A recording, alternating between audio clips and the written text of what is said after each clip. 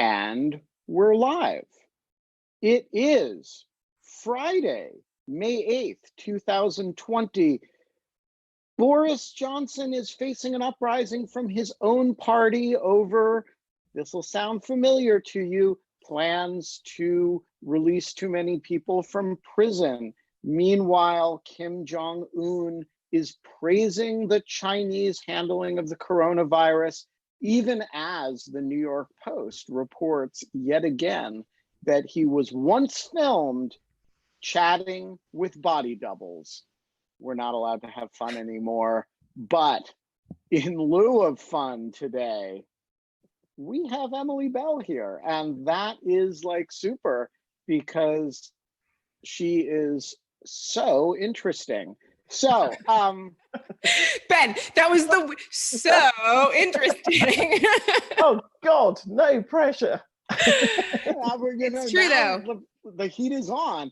So, Kate, why don't you introduce Emily since you actually know her? Yes, totally. I have met her within the last 4 minutes. So, now, Emily, you are much better qualified. I feel like we go back a little ways now, all things considered. We do. In coronavirus terms, it's like we've known each other for a lifetime. Yes, exactly. Like 4 weeks.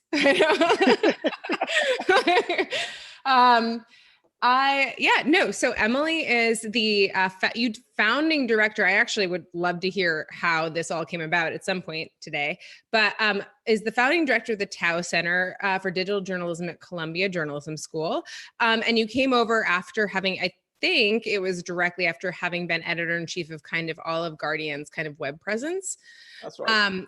And so you have been there, I feel like, what, 5 years now? Longer? 10. No, really? Yes. Oh, I had no idea it was that long. I know. This is like a whole other career it's turned into. It was meant to be some sabbatical in low, So maybe we can just start there, because that is kind of I don't know how much more background I have to give about you besides like leading person in a leading journalism school. And before that, leading person at like one of the, the biggest journalism sites in the world. So, but I am super interested to kind of hear, oh yeah, someone just asked if they're going to celebrate your decade. We should celebrate your decade. Yeah, that was Ted, who I work with sometimes at Columbia. So you're very welcome, Ted, to arrange a big party. I'm looking forward to it. Can we break quarantine for it? I'll come if we can break quarantine. Okay, so wait, I'm sure before we get started, I have to eat crow about something, and the matter that I have to eat crow about just magicked up into our screen. I'm not sure if he's James McGuckin or Thomas McGuckin, but James? I'm both. You're both. All right, well. You cut me off, I'll go the way. I'm just very glad to get on. No. This requires an explanation from me because faithful viewers of this show will remember when we were being aggressively Zoom bombed. And they may remember that Kate and I took an aggressive policy towards Zoom bombers. And they may remember that I boasted that I would remove Zoom bombers with, I think the witty language that I used was a shocking lack of due process. Oh, is this the guy that you accidentally deleted from our thing? Exactly. Oh, you're such a jerk. Here is what happened. One of the problems with behaving with a shocking lack of due process is that the innocent get fucked. And poor James McGuckin was trying to ask a question, and he was an innocent, genuinely trying to ask a question, and he did something that a reasonable, normal person trying to ask a question would do, which is he clicked on the raise your hand I remember this, actually. And I specifically was like, did we know that guy was, okay, whatever, bye, see you. And so since the rule on In Lieu of Fun is you write your question in the Q&A so that we can vet it and know you're a real person. I assumed he was a Zoom bomber because Kate and I were busily deleting Zoom bombers and excluding them. And so I swept him up in the gleeful frenzy of throwing Zoom bombers off of In Lieu of Fun. And here is what I didn't know. Once you have been thrown off of In Lieu of Fun, you can't get back. And That's no fun at all. And that's no fun at all. And so James sent me an email, and I was completely mortified to get it, saying, I'm not a Zoom bomber. You just irrationally threw me off the show. And I searched my conscience, and I determined that he was right, and I sent him an apologetic note. But then when he tried to get back on, he was blacklisted because Zoom knows that I removed him from the show. And so he tried to get back on at least once, maybe more, and was kept off, and compounding injury to insult to injury. And so I feel I owe James McGuckin a very sincere public apology for not merely throwing him off the show and preventing him from getting back in, but for falsely branding him a Zoom bomber. And this is a lesson to all of you about behaving with a shocking lack of due process. So James McGuckin, welcome to In Lieu of Fun. You are hereby cleared of the iniquitous charge that I leveled at you. And I hope that by inviting you onto the panel, I have overridden your technological ban on joining In Lieu of Fun in the future. And if you ever have trouble, just send me an email and I will do this again. So welcome, and please accept my apologies for my error. And also I want to say is I know you have an audience. I'm just a member of the audience. You can now sort of how I accept your apology. And by the way, I've continued to contribute to Lawfare blog. I actually do it consistently. You're a great man. What? I said you were a great man. And yeah. Make him say it 3 more times. I have a drink on there too. This is what I like about the show. Okay. Excellent. But I have nothing to contribute. I'm here to listen to you people. So if you want to just, do you have an audience out there too besides? Yeah, and we are about to add you to it. And so anytime you want to ask a question, sir, feel free to raise your hand. Believe me, I will not forget your name.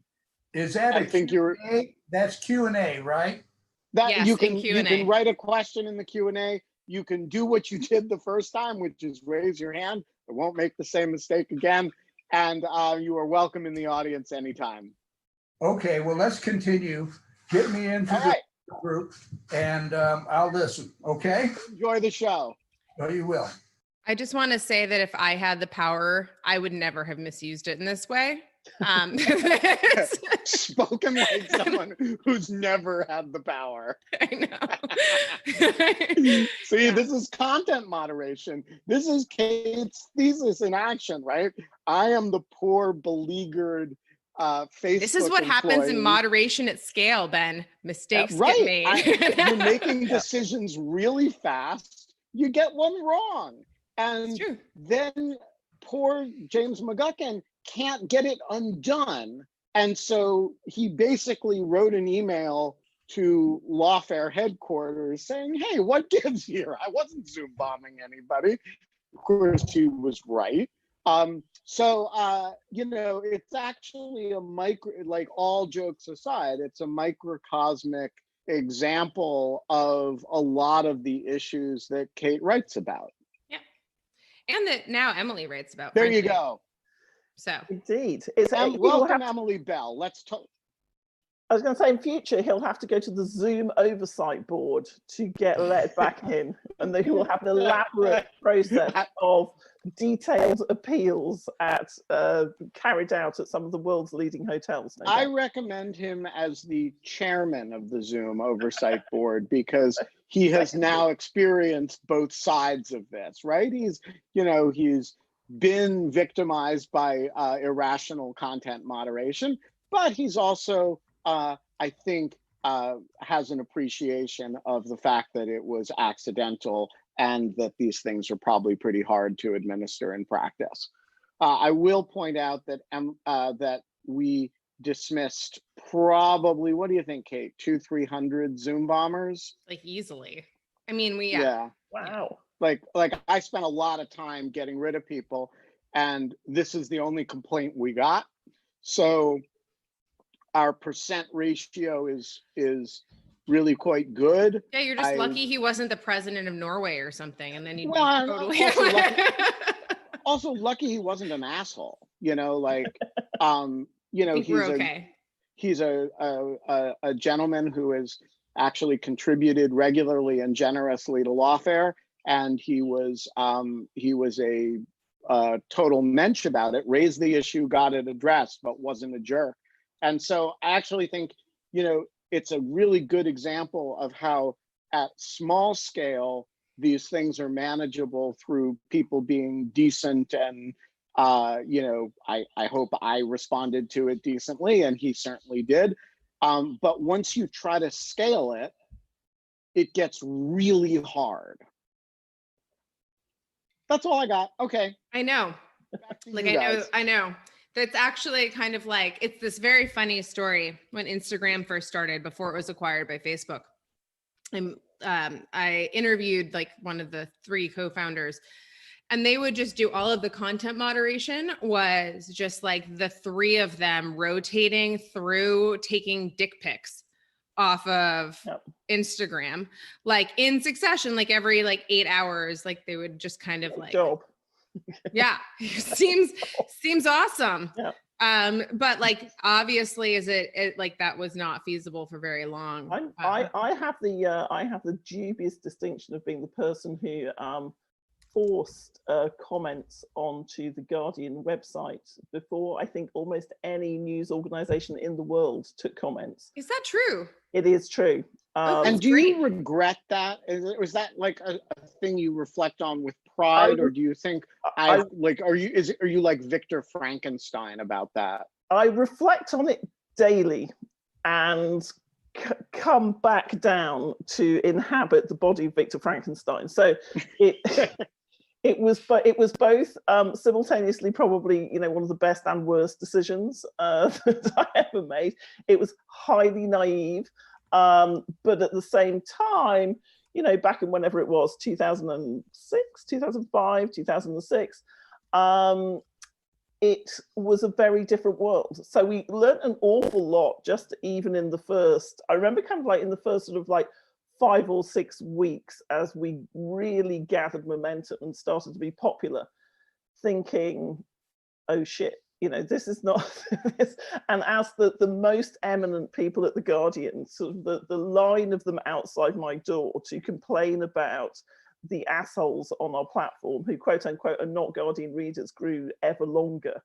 But it forced us to kind of confront this issue of, hey, when you let people into to a space, it suddenly becomes their space. And, if you're not kind of clear about your rules, if you don't set the tone, if you don't get your, the particularly difficult thing, to be honest, was getting the journalists to kind of engage with the audience. Oh, you wanted that? Was that like part of the comments? Yeah. It wasn't just like you wanted it to be a dialogue. Dialogue. This is how long ago it was, Kate. This is like in the kind of the rainbow filled sort of gold kind of spectacle tinted days of the internet, when you kind of had about, I don't know, like a million users instead of 250 million, and nothing was automated. So it kind of, the idea was that you would get people to engage, which incidentally, there's a piece of research out this week featured in the Washington Post, which is pretty interesting, that says, you know, if you want fact checks to really work, you have to hit people with them immediately, and you kind of have to engage with them. And I was like, I could have told you, I could literally told you that 15 years ago, that the dialogue, that making eye contact with somebody at Speaker's Corner, like you have the hecklers, right? And they're throwing tomatoes. I say tomato, you say tomato. And shouting insults. And that until you make eye contact with them and say, what was it you just said? Let's talk about that. So, but that was tiny scale. But that's like, I mean, that's straight up like some of the cognitive psychology stuff that like I used to study and things like that, which is like, if you stop and reason, like if you stop and like, it just kind of goes back to like acknowledging people's humanity and not ignoring them. Like, and like people just want to be acknowledged. And people will have far less complaint if they just feel like they've been acknowledged. And now you'll see much more customer service, frankly, like do this exact thing, which is like, instead of just ignoring people, they're like, oh, I can get people to go away faster, not by ignoring them. They'll keep being the squeaky wheel for like 10 months, sending me an email every month. But if you just like acknowledge it and listen, and then like don't do whatever they want you to do and do whatever else, like that's actually, unfortunately or fortunately, like goes a long way. But it also does only work at small scale, and it only works when there are good faith actors on both sides. It doesn't work with bad faith actors. And I think that back to Ben's question about do I look into my soul and say, was that a good idea or not? What became clear over a period of time was that, you know, if you were a woman, if you weren't white, you attracted a very different quality of conversation and reaction. So at the time, I remember we had two columnists who were very popular in their own way. One of whom was Charlie Brooker, who wrote, you know, Black Mirror and is now kind of superstar famous. And another's a very, very good female columnist.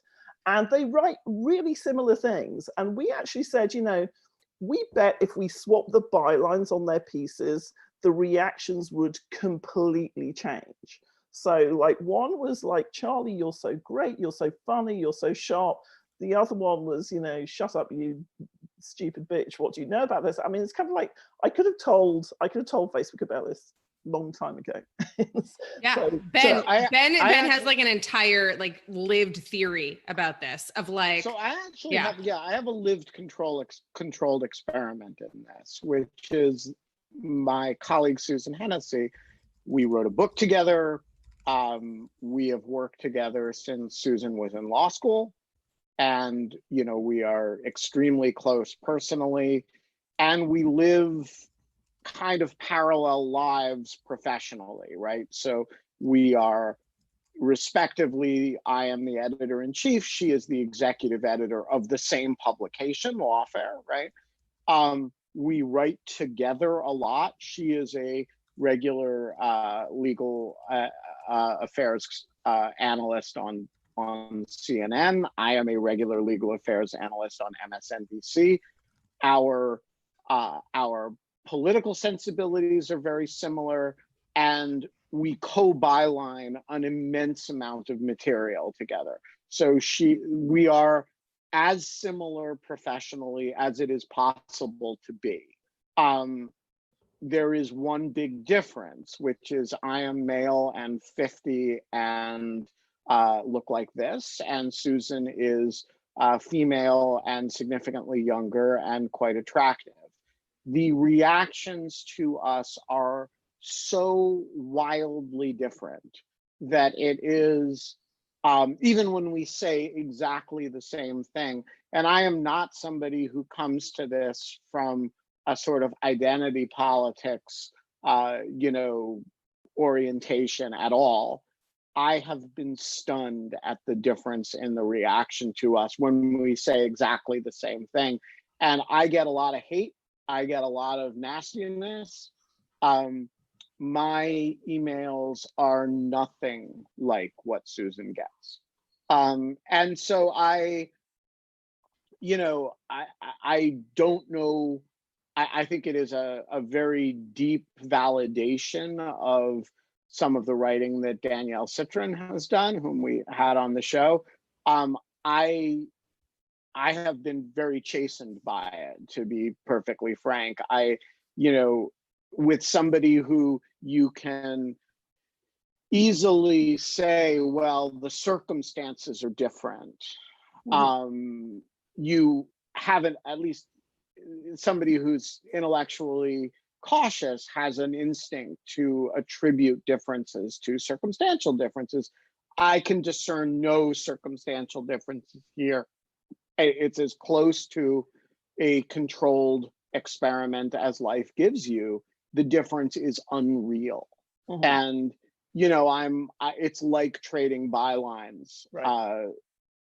Did you ever do the trading bylines experiment? No, that would have been tantamount to dishonesty on the web. But we were very clear that you could see exactly what you're describing, Ben, on a daily basis, because columnists are not so varied in their views that they're so far apart, and every so often you would even get the same thematic columns coming up, and if they were just written by somebody, you could almost predict the reaction depending on who they were written by. I mean, it's really quite extraordinary. So there's another effect that I've noticed, which doesn't any longer happen with Susan Hennessy, but it happens all the time with Quinta Jurecic, who's my younger still, and Quinta is our managing editor and probably the person with whom I write the most often. We write a column together in The Atlantic on a weekly basis, and we write an immense amount of material together on Lawfare.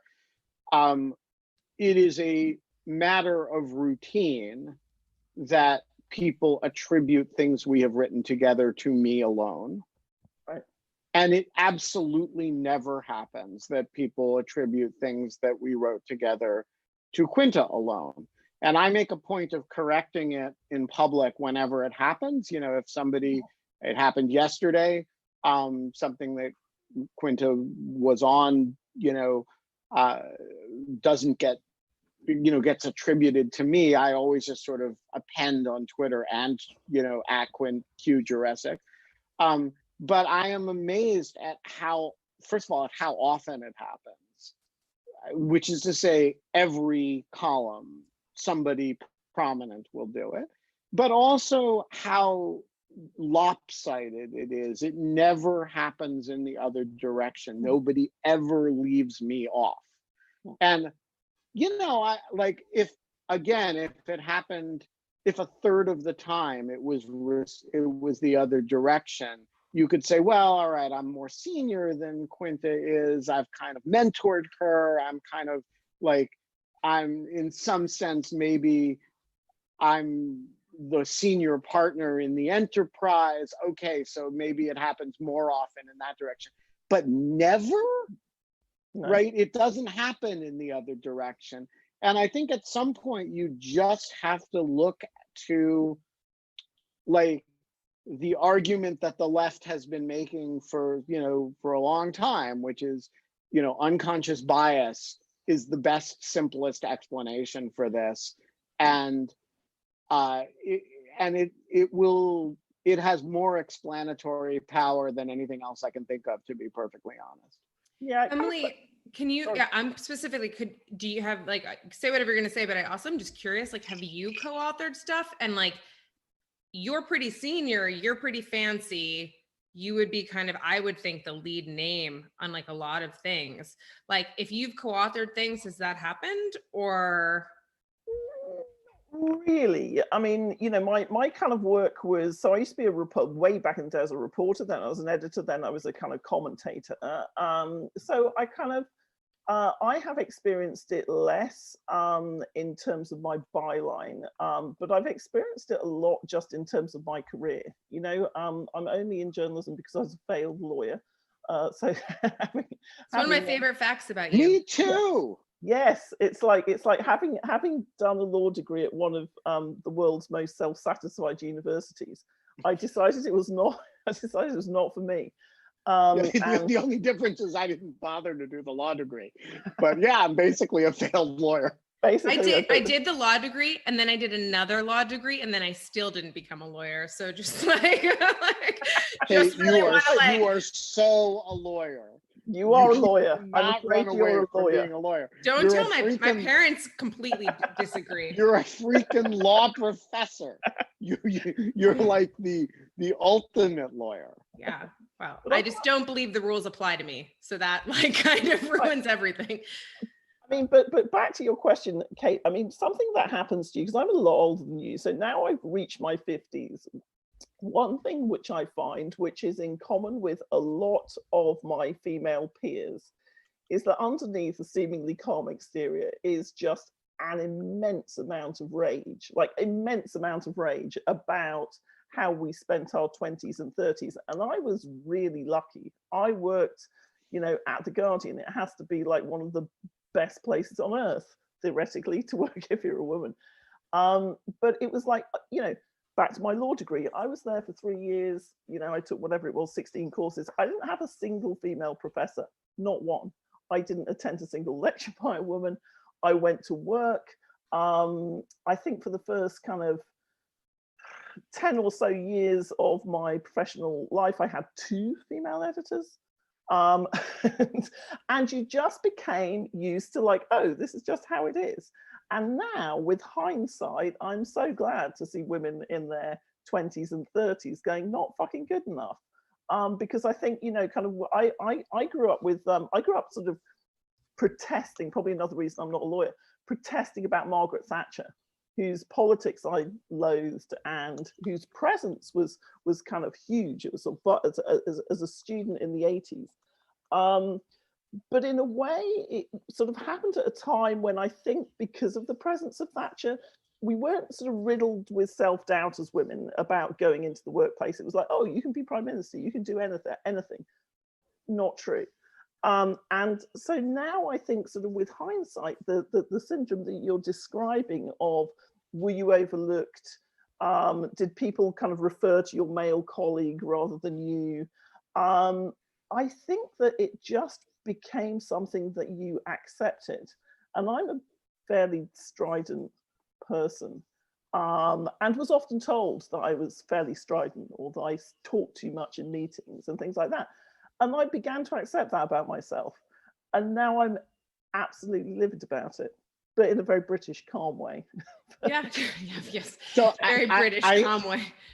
So I hear that so loudly because, you know, my big breakthrough professionally was when I was 27, and I quite irrationally got hired by the Washington Post to be their legal affairs editorialist. And that happened because Meg Greenfield liked me. And Meg Greenfield, in a funny way, Meg was the editorial page editor of the Washington Post for a very long time. She was a kind of a grand dame of American opinion journalism.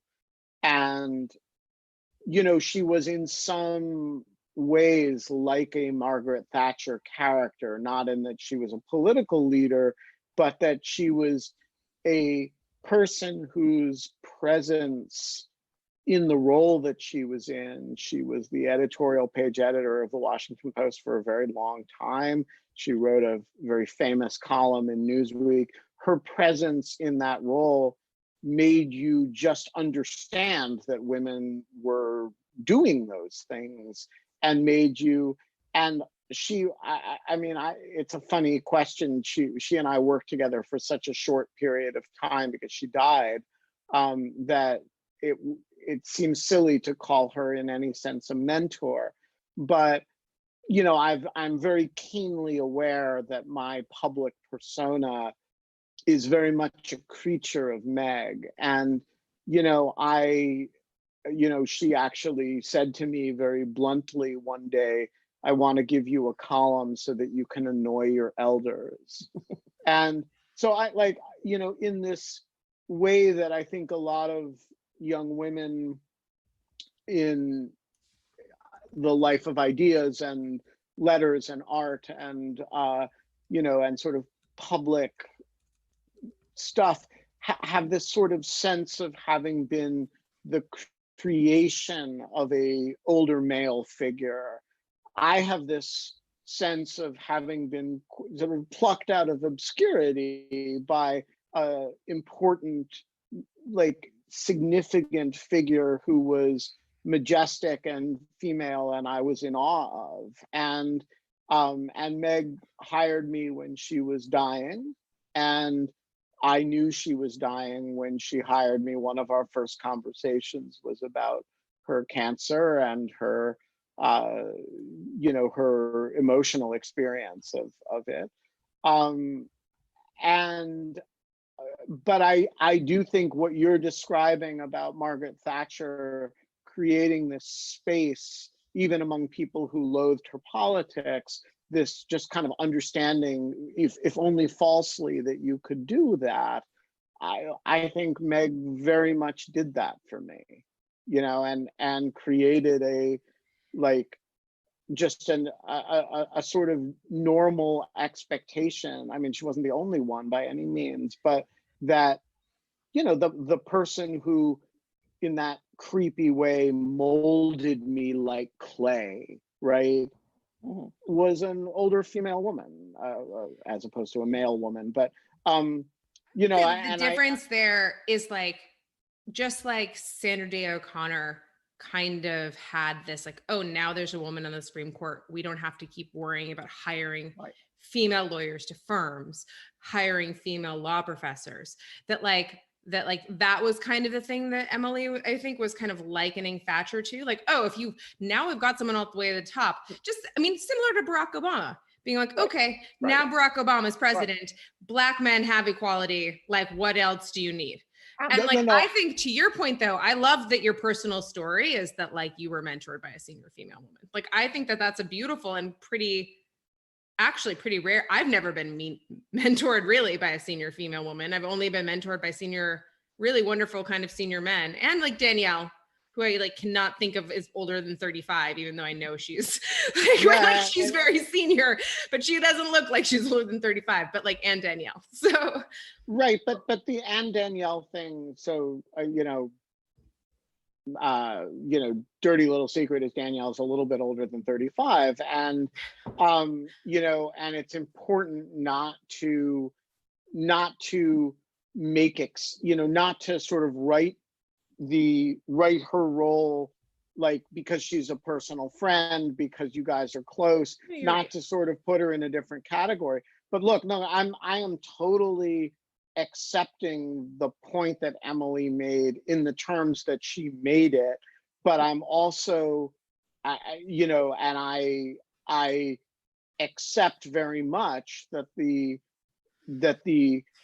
illusion that the Thatcher prime ministry created in Britain was an illusion. I would say it was an illusion, and she was a terrible role model. She surrounded herself mainly by men who, it was, again, it's kind of interesting. If you're a woman in power, you still have a different relationship with power. So it was all about the handbagging, the kind of mugging up to.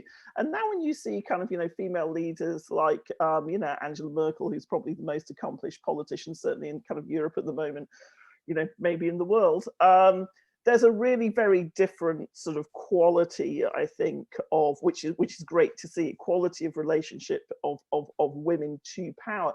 But that was something else I always felt in the workplace, which is, even in the most enlightened workplace, I was really struck by how women were expected to have a different relationship with power.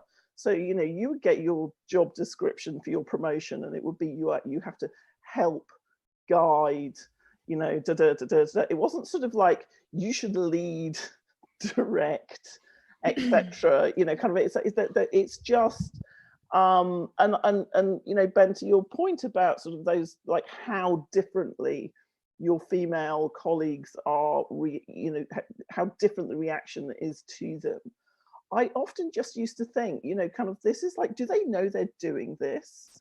Is this, do they think this is what we want? Is this somehow acceptable? It's a kind, hopefully we are moving beyond that world now. There are so many accomplished women, but I worry, like Obama, that actually the other thing it inspires is a backlash of people who really want to make sure that it never happens again. So like women at 30% rule, which is, you know, if you've done I was diversity champion, God help me, at The Guardian for about 2 years, but it was actually very interesting because I had to really learn the business case around diversity, and also talk to people who were experts about really understanding the dynamics of discrimination, which, you know, I thought I was a pretty liberal person, didn't really understand them. And this idea of 30% is exactly as Kate says. When you see enough women in the room or enough people who are not white, you think we've done it. You know, we are we are diverse, and that figure is nearly always 30%. You know, it's like, okay, we're done with that.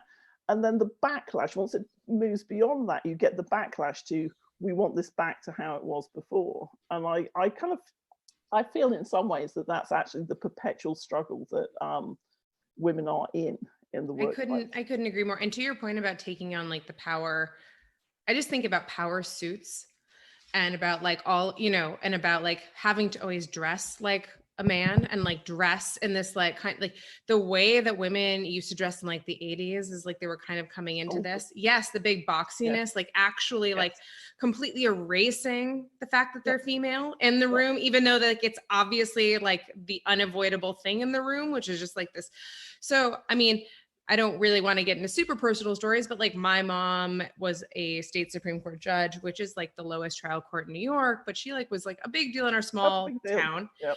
And then like that was, you know, but really interestingly, like she had, and I shouldn't like say too much, but like she was not a super feminist. I was the one who was like, no, no, no. And she was like, listen, you have to go along to get along. You're never going to get anywhere. And like, you're never going to do this thing if you keep being so radical and crazy type of thing.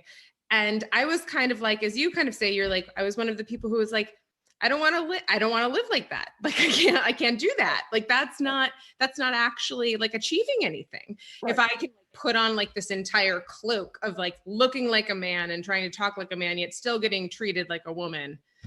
I was like, who the hell wants to do that?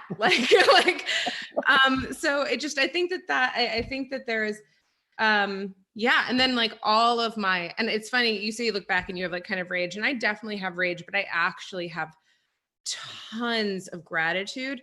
I happen to get really lucky. My like 2 federal judges were just incredible human beings, like except no, you didn't. So that's the other thing, which is women are constantly saying, hey, I was just really, I've already said it. I've said I was the luckiest person to work in it. You know, you've just said I got really lucky. Why are we why, you know, I know. But also like, why are we lucky? I was going to kind of be like, I never had any type of sexual harassment or anything else from any of my bosses. And I was like, that's actually not true. Some of my bosses were pretty bad, but not my judges at all. Right. And not like my academic academic mentors at all. But like, as you said, like, why do I think of that as luck? Right. Like, right. Am I not fucking entitled to being like having a job in which I don't have like I'm not sexually harassed in some way, or like, but this is down to? And I do think that this is, you know, these kind of the sort of social norms and the world that you know, you are now deeply involved in, and I've kind of always been involved in a way, which is like how speech and media and mediation shapes that, is phenomenally interesting. I remember being, you know, really quite annoyed with Sheryl Sandberg when she brought out Lean In, because I was like, you are literally causing 16-year-old girls to, you know, kind of worry about their body image just by, you know, the standards and design of the platforms that you have set. That is so much more powerful than like telling people to pay attention and look like they're listening in a meeting. You know, it's kind of, I know that's simplifying it. No. I agree with you about Lean In. 110%. But we're going to take this question from Christopher. It's about you and but it's about The Guardian and your work with digital services. So Christopher, do you want to go and unmute yourself? The floor is yours. Yeah. Okay. Can you hear me? Yeah, indeed. Okay. The question goes to your time at the Guardian web services, what you talked about in the beginning a little bit. Yeah. I would like to know during these discussions about the commons space that you were developing for the first time in newspaper business, was there at any time the idea to do these comments more like moderated footnotes, Right. like in a Talmud way, I would say, to after 1 week look at 800 comments, somebody, and then organize the separation between original text and the comments in a different way with, like an editor. Huh? Right. It's a difficult, I know, but no, it's a great question, and so here's how the discussion went, and you have to remember, you have to forgive us because this was 15 years ago. But there were a number of sites at the time, Slashdot being one, which actually had a way of ranking comments even then that allowed you to see the more pertinent comments in the thread. I think the problem was that we started this experiment on the site that we call Comment is Free, which was really meant to kind of bring alive a conversation between ourselves and our readers. As I say, this is very naive when you look. What year was that, by the way? 2000, I think so. I think we actually launched it at the beginning of 2006. And I think I wrote for that then, but anyway. You may well have done. I can only apologize. Probably didn't pay you very much. I was like living on Campbell's soup in my apartment, and you'd pay me like $150 and I'd be like thrilled. There you go. That's good. So we would be like $150 is not very much. Never mind, she'll be thrilled. So to answer Christopher's question, the reason we went for unmoderated comments was twofold. One of which was a lot of what we would, a lot of it is about sort of embracing the real time. And the BBC, I think, sort of had gone for a post-moderation model, and it was very clunky and slow. We wanted it to, feel like people were in the room. And you can only really do that with post-moderation rather than pre-moderation. So it was really the idea that we wanted a conversation rather than we wanted annotation. And then the second thing, which is a legal issue, is that once you pre-moderate comments, particularly in the market, which has some of the most kind of onerous libel laws in the world, it's that case of doing something from a legal point of view can actually be worse than doing nothing. So at the time, the law was sort of set by Demon versus Internet. Can't remember. Anyway, the case at the time, which Kate will probably remember or Ben will remember, said essentially, if somebody flags something and you can show that you've taken every effort to take it down, then that will probably defend, that you can use that as a defense if you're sued for libel. If you pre-moderate and you get it wrong, then you don't really have the defense.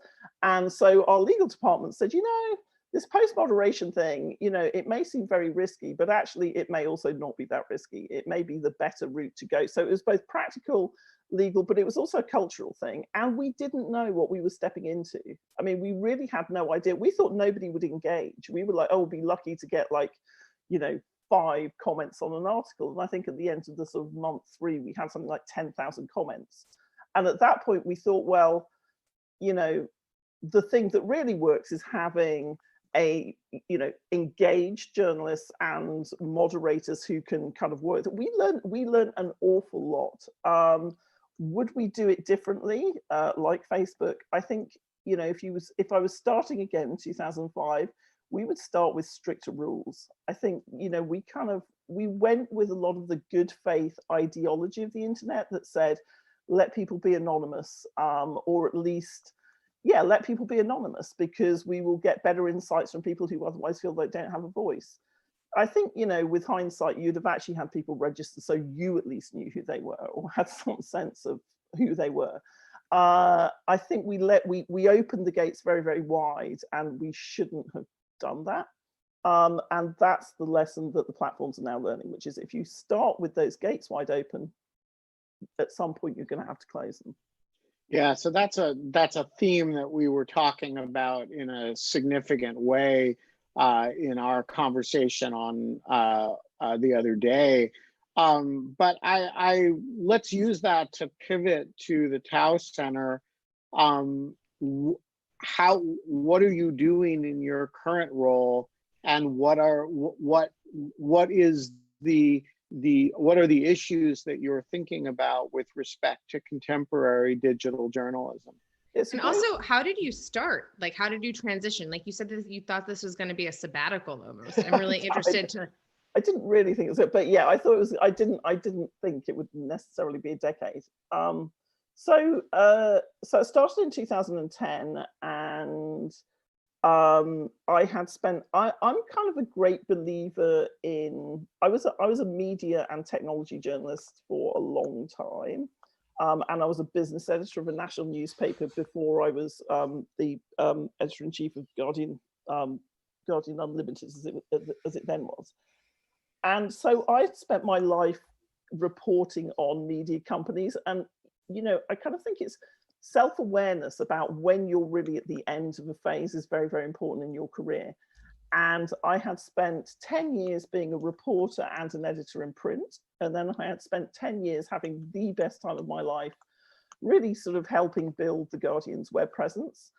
And at the end of that, we were in a phase which was a lot of HR. It was merging the web and the newspaper. It was bringing everything under the control of Alan Rusbridger, who was the editor-in-chief. And, you know, I'd been under his control anyway, so it wasn't that big, but it was like the end of a phase. And I remember thinking, you know, like, now might be a good time to go and not become cynical about the organization that you're with. And Sig Gisler, God bless him, who was the chair of the Pulitzer Prizes at the time, rang me up out of the blue and said, look, I'm sure you're very busy and successful at the moment, but we have this kind of new thing we're starting and we thought might be interested in it. But I completely understand if you're not. And he sent me the details of it.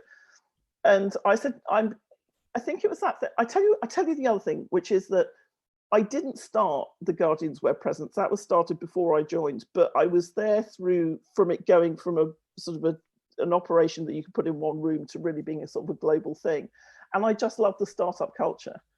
And I was like, oh, you know, actually, I really like starting things. And I quite like starting things that are meant to transform kind of staid institutions, which is, I'm a coward.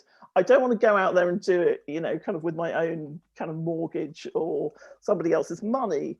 But in terms of sort of digital transformation in journalism, so that's really why I did it. And also my husband, who's a journalist, had always wanted to work outside the UK, and I had always said no. He'd been offered lots of postings, and I'd always said no. So we dragged our 3 kids, which was a terrible mistake. Yes, you should have just left them there, not brought them at all. And then really the kind of the agenda for us for the first sort of 4 or 5 years was thinking about things like digital security. I have a great colleague called Susan McGregor, who I hired after my first year there, who looked at kind of things like sort of, you know, we taught digital security for the first time, which hasn't been taught in the journalism school. We have a dual degree in computer science and journalism, because I'd always seen this intersection of the technology and the journalism being kind of more significant and profound probably than it was showing up in the professional workplace. That's one of the things I learned at The Guardian, which is you have to integrate those 2 worlds successfully and hopefully empowering journalism rather than diminishing it. And then after about 3 years, I became increasingly obsessed with the power of the platforms and really sort of how they intersect with journalism now, how they're shaping kind of everything, but particularly the field of journalism has been one of the things that we've studied most closely. We have a couple of big papers coming out in the next few months on that, and sort of charting that then sort of so for a couple of years I was one of these people borrowing from the work of people like Kate, saying, you know, Silicon Valley and journalism has a very weird relationship, and at some point this is going to have very serious consequences for one set of actors or the other. And people would go, oh, that's interesting. but not really, you know, there were a small group of us kind of saying these types of things, but nobody was really paying any attention. Then in 2016, of course, literally the thing we've been studying sort of blew up in our faces. And since then it's been just, you know, like hanging on to the harpoon in the whale, being dragged at high speed, in thinking, what do journalists need to know? How can they operate between the crowd and the algorithm? What makes reporting strong? How on earth do you make local journalism sustainable? What's the right role for Facebook, Google, etc.? So my quiet feet up sabbatical, restful time has not turned out to be, I mean, it's been fascinating, but it is also, I was reflecting with a colleague the other day, completely exhausting. It's like, it's fun to start things. It's like all of the manic energy and joy and everything. Ben knows this. He started Lawfare. Like there's like, I've started like tons of things and like this entire kind of like this field, I just kind of like went off and like was like, I'm going to do this. And yeah, I think to your point, like, yeah. But I'm actually also, one of the things it's taught me though, is that I am very grateful for and a huge fan of institutions with longevity. So you know, it is not an accident that Lawfare is attached to the Brookings Institution. Exactly. I will just say that. Ted Perlmutter, you have a question. Oh, this was actually going back to your original 2006 ventures, and it was sort of a kind of I guess a Jonathan Zittrain inspired counterfactual. But you had mentioned all the things about setting, you know, if you'd set better rules, if you'd reined in anonymity, things might have gone better. And I was thinking more, you know, if one wants to take, you know, the most famous disaster case, which is the LA Wikitorial case. Yes. You know, that got completely overrun and lasted for about 4 days, right?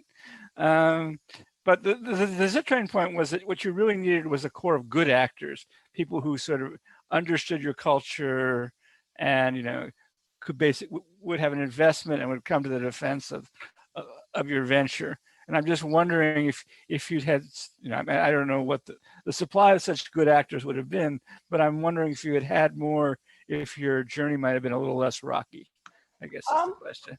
Yeah, I think also so the other thing is I kind of say maybe we should have done it differently. I don't necessarily regret it because we learned some incredibly, I think, important lessons, and also it sort of opened, I mean, this sounds a ridiculous thing to say for a newspaper, but it really opened the world up to us in a way that it just wouldn't have done had we carried on putting out, you know, kind of dead tree type articles. So for instance, you know, the very visceral nature of the Israel-Palestine debate was something that we kind of had to engage with on a daily basis and be incredibly careful about how imagery was used, the language people used, the kind of, you know, really make sure that we had and sometimes those were futile kind of, you know, that you had really entrenched people. Sometimes, however, you would get incredibly eloquent, insightful threads from experts. You know, this is before Facebook was really, you know, kind of was really a thing, before Twitter launched. You would get out of this these real kind of pearls of wisdom and engagement, which we would never have got if we just continued to, I mean, I was absolutely convinced for a very long time that it really made journalism better. Not all the writers were at all convinced about that. I was sort of convinced about it. I think the scale thing was really the problem, which is, you know, like all platforms, we hadn't anticipated scale. I mean, all planning that was done predicated, I mean, I've got documents probably kind of on what we thought was going to happen to the Guardian's websites, and we grotesquely underestimated audience and grotesquely overestimated revenue, which is sort of the story of publishing on the web. So yes, we that's a parable of something right there. Parable right there. It was the right, I mean, like I'm not sure I have ever heard it articulated that succinctly or beautifully, but you have just channeled the word of God into like, you know, attracting audience with high value content turns out to be really easy. Yep. Figuring out how to make revenue out of it is really hard. Really, really hard. And you know, so yeah, it's so interesting now to, you know, this kind of I feel like my life has just accidentally ended up in this weird seam of how, you know, the profession of journalism, if it is, well, it's not really a profession, the craft of journalism intersects with this much broader cloth of information, entertainment, you know, misinformation, whatever you want to call it. And how that shift has taken place. I mean, I think, you know, kind of when we talk about the, you know, arcs, we're at the end of another arc. We're at the end of an arc where actually large corporations that owned media houses were in control, generally speaking, of the public sort of discourse, sort of generally speaking. And that control now has shifted pretty much entirely to the platforms. And I think we intellectually know that, but now we're beginning to sort of emotionally feel it in some ways. And I think that's been a surprise to the platforms in the same way it's been a surprise and as something of a sort of a chastening journey for the media. Could you actually, kind of speaking about that in the platforms, and like kind of actually you mentioned Alan, are you happy to, I mean, you knew him, you know him. What are your thoughts on kind of like his appointment to the oversight board? There aren't many journalists, I should say. No, You gotta. I think is there only one, in fact, or maybe there's two. One. Oh, sorry. What did I have to do, Ben? No, go ahead. Well, so first of all, if you wanted to pick somebody who truly understands the strategic and intellectual and cultural kind of implications of how you handle publishing, and particularly how you handle publishing in real time and what the consequences of those decisions are. Alan is, I would say, you know, probably the best person in the world, or one of the best people in the world. He's just a brilliant editor. I mean, you and I, Kate, are not necessarily going to agree on this, but no, I mean, we might. Am I disheartened that we're now looking at Facebook as the kind of ground zero of institution building for a new type of public speech? I'm pretty disheartened. I mean, and I think that sort of, yes, I'm glad that people like Alan, I'm glad that people like Jamal Green, I'm glad that, you know, kind of like the rest of the board look amazing. They have this fantastic collection of talents. Do I wish there was a route through policy which somehow kept this kind of out of the commercial sector? God, yes. And, you know, that I think is kind of where, you know, as I say, I think personally it's great that he's on the board. I just feel like there's a collection of really brilliant people there who possibly have slightly given up on the democratic model, you know, dare I say it? No, you don't have to say, I mean, I actually I'm dying to talk about this because I kind of think that there's nothing democratic about this board. There's nothing democratic about it. It's not even accountable to users except through this narrow appeals process. And it's still not accountable. Like, right. They can't vote them off or like get them gone or anything, or even like tell them what to do. Like right. In terms of like their structure, they're self-accountable. I have a hope that maybe the board, that being the structure, is because, as you correctly said, like because Facebook set it up. Yeah. But there's a tremendous amount of power that the board could potentially grow into. And maybe I'm kind of like I could be idealistic about this, but I take your point completely. Like maybe this is a group of people who have decided that they're going to take this power now, and then together they could try to wield it once it's truly free of Facebook, and that it could be something much better. I don't know, but like basically, I would say like a lot of people, the critique has been that I've widely seen is like, is this a fig leaf or is this something like consequential? I think it's a burnished shield more than a fig leaf. I think a fig leaf, it's so yes, it has all the possibilities, but I just wonder whether it can ever fulfill that potential if it starts in the wrong place.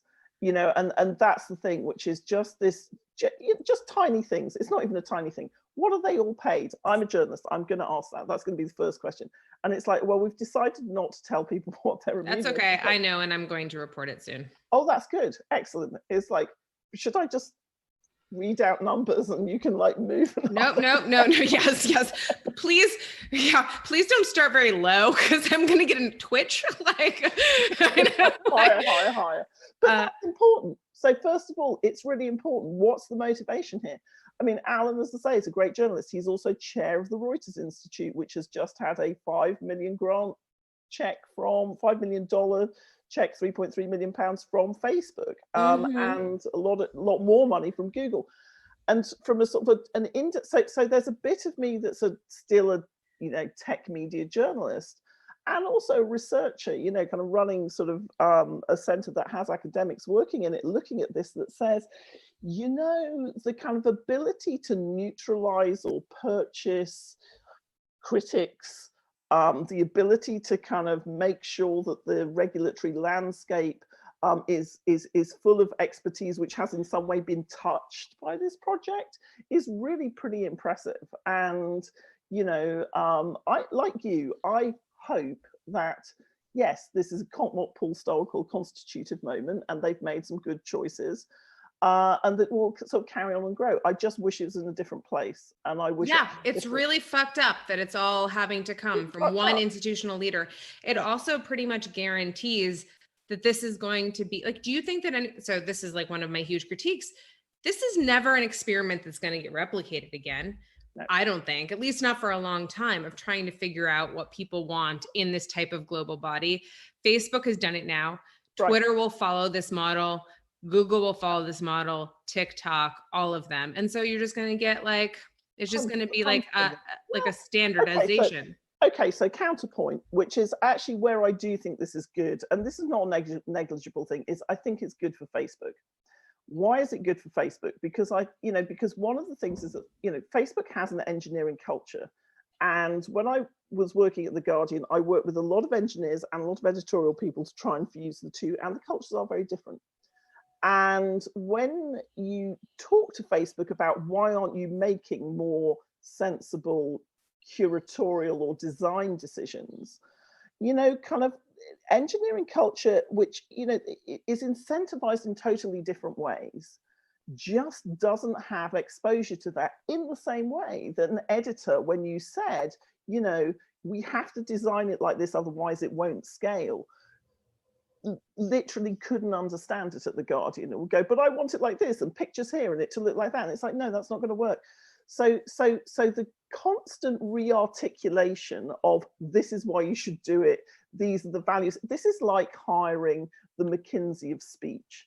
These are external consultants who come along and go, you need to do this, you need to do that, you need to do this. This is why you make that decision, etc. If they really internalize that, then they will over time change their culture to one that understands curatorial design, editorial values better, and doesn't see those as being inherently adversarial. And if every single platform does that, then great.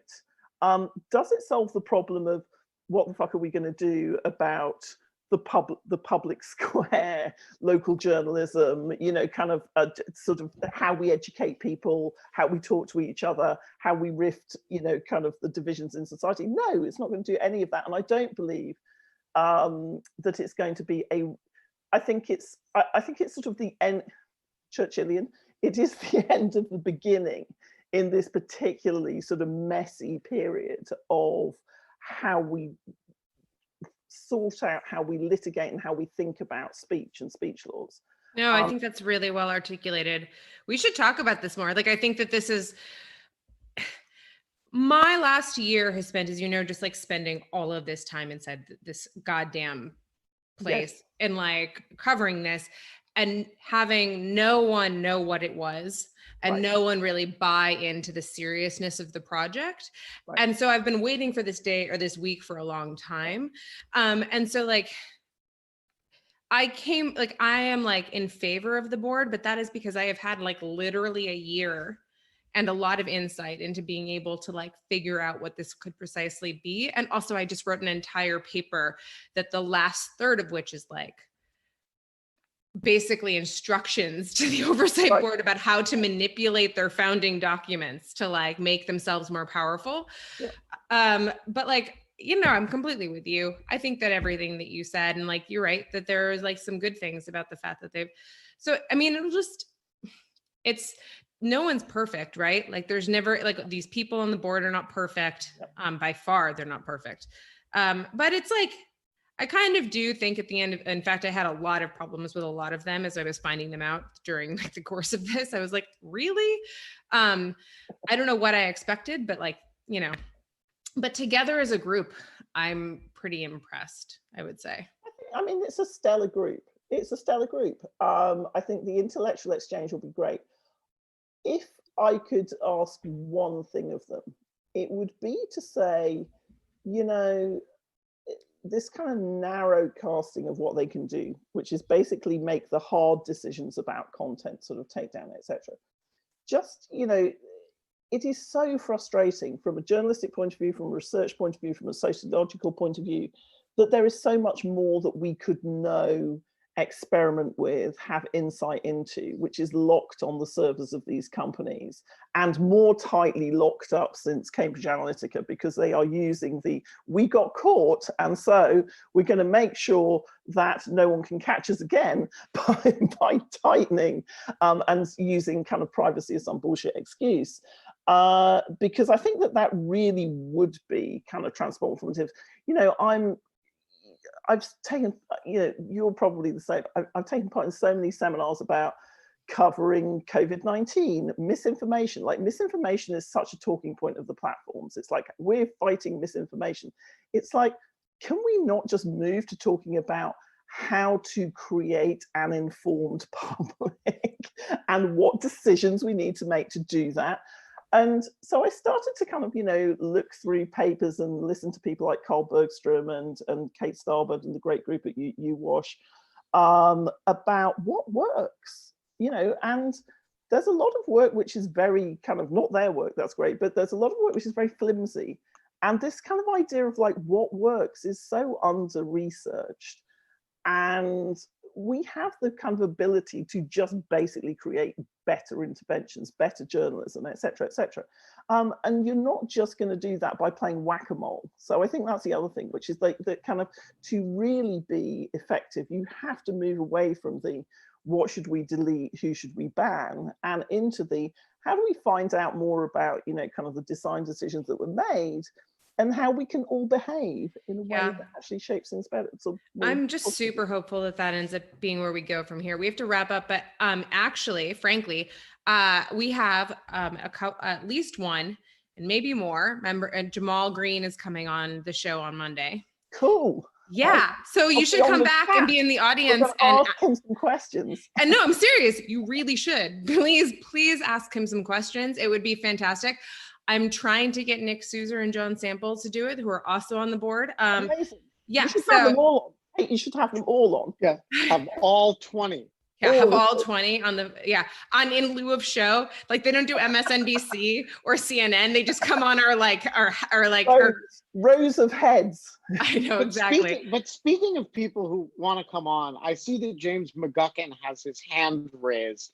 And so I think we should close with a okay. I have a sign off for today though, Ben. Just FYI. Okay, so we're gonna go to James McGuckin's question. This is for Emily's sign off. Yeah, exactly. And then we are going to close up. What's on your mind, sir?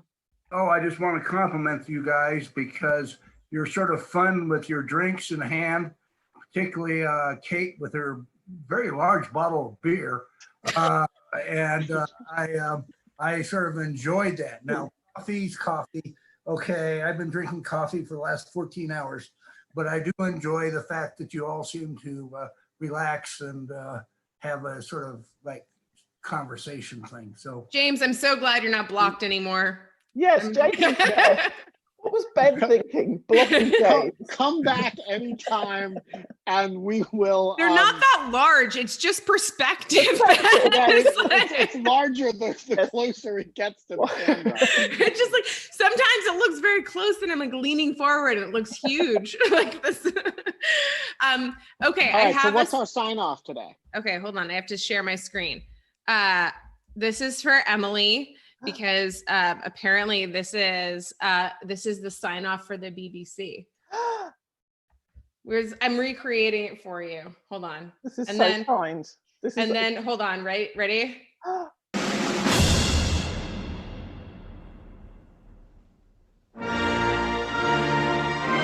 There you go, Emily. You know, This has tones of sounding like the national anthem. it is the national anthem. They play the national anthem. They say God save the Queen. We said let freedom ring. We totally ripped this off.